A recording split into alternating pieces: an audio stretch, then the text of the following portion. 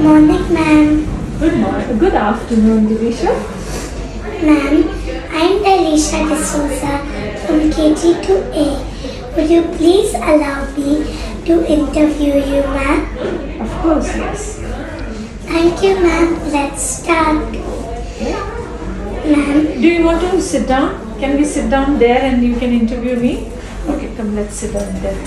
activity at school. My favorite activity at school is talking to children, going into classes, looking at how children learn. That's a really nice answer, ma'am. Let's move on to the next question. Ma'am, what makes you happy and what makes you sad? What makes me happy is when I see the joyous faces of children, and when I see children learning well in school, makes me very, very happy. What makes me sad is when people don't respect each other. That makes me very sad. And not only people, when people are rude to each other, or when people misbehave with animals, I get very, very upset. So that makes me really sad when people don't take care of their pets well. So that's something which makes me very, very upset. Ma'am, do you feel nervous when you meet new people? I used to when I was a kid. When I was small, I used to get nervous when I met new people. But I think not anymore. When you were a kid, what did you do to overcome your nervousness? I was very much into sports, so I think my sporting activity, I spent a lot of my energy, and therefore probably because of that I had to meet a lot of people, and by meeting more people I think I got over my nervousness. Ma'am, when you were a child, did you aspire to be a principal?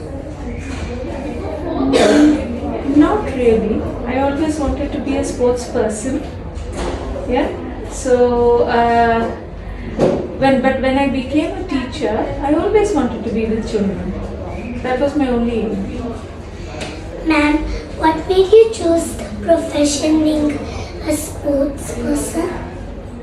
I'm not a sports person, right? I used to do well in sports, and because I did well in sports, you always like to do something that you're good at, right?